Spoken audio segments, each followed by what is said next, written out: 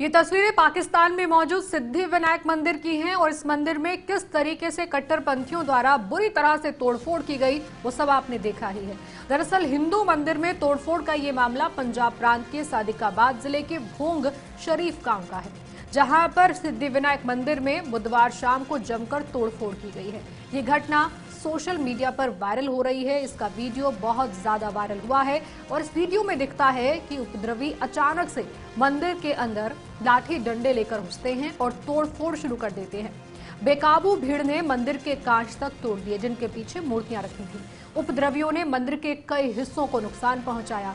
भगवान की मूर्तियां तक तोड़ डाली गई। इतना ही नहीं, पाकिस्तान में कट्टरपंथियों के हौसले कितने बुलंद हैं, इन्हें पुलिस से किस कदर सुरक्षा मिली है, इस बात का अंदाजा आप ऐसे लगा सकते हैं कि कट्टरपंथियों ने इस पूरी घटना को फेसबुक पर लाइव किया था। यानी एक तरफ तो बदमाशी और ऊपर से उसका लाइव टेलीकास्ट, जैसे मानो कानून का उनके अंदर कोई खौफ ही नहीं है।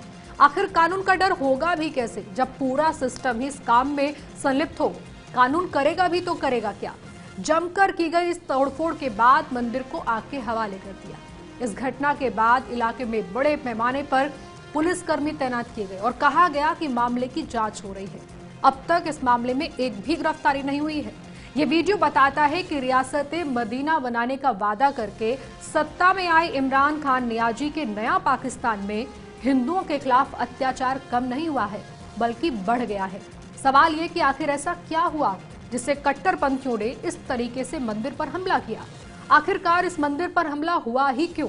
वैसे अब तक तो साफ तरीके से नहीं पता चला कि आखिरकार हमला करने के पीछे की वजह क्या रही होगी, लेकिन रिपोर्ट्स ये बता रही हैं कि इलाके के एक मौलवी ने कुछ लड़कों को भड़काया, जिसके बाद इन्हीं युवकों ने जाकर मंदिर में तोड़फोड़ की। खबर यह भी है कि 24 जुलाई को एक बच्चे ने मस्जिद में कुछ गलत हरकत की थी, जिसके बाद से अचानक से आए हुए कुछ कट्टरपंथियों ने भीड़ को इकट्ठा किया, मंदिर पर हमला बोल दिया।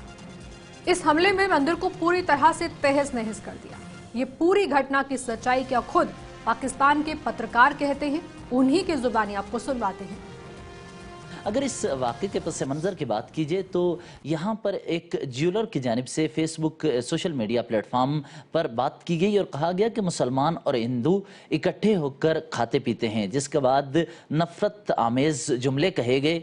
ये वाक़या था। इसके अलावा वहाँ पर एक मुकामी मदरसे की जानिब से एक दरख्वास्त दायर की गई, जिसमें कहा गया कि एक बच्चा जिसकी उम्र महज 10 साल के बराबर थी, वो मदरसे की लाइब्रेरी में दाखिल हुआ और वहाँ पर पेशाब किया, जिसके बाद उस वाक़े की तफ्तीश की गई, उस पर तहकीक की गई। तो उसके बाद उस बच्चे को गिरफ़्तार किया गया। गिरफ़्तारी के बाद सोशल मीडिया पोस्ट डिलीट करवाई गई और उसे रहा कर दिया गया। उसके बाद नफ़रत थी एक दूसरे के ख़िलाफ़ और फिर ये वाक़या पेश आया है और इस वाक़े से कबल प्लानिंग की गई ताकि मंदिर पर हमले के लिए लोगों को इकट्ठा किया जा सके। और ये कहा गया कि वहाँ पर एक लोकल सतह पर एक मुसलमान कम्युनिटी में एक शख्स है जो मदरसे में वहाँ पढ़ाता भी है और मजहबी तालीम देता है। उसकी जानिब से इश्तियाल अंगेज़ गुफ्तगू की गई, जिसके बाद इस तरह हमला हुआ है। कोई ताल्लुक नहीं। RSS की आइडियालॉजी को यहाँ पर तनकीद का निशाना बनाया जाता है, लेकिन कुछ कम इल्म लोग मजहब को निशाना बना देते हैं और इसीलिए पाकिस्तान में उलमा की जानिब से ये कहा गया है कि हिंदू कम्युनिटी के जितने भी मंदिर हैं, उनकी इबादतगाहें हैं, इबादतगाहों से मुंसलिक जितनी इमारतें और उनमें हिंदू मज़हब में जिन जिन शख्सियात का एहतराम किया जाता है, तो उनकी तौहीन नहीं की जानी चाहिए।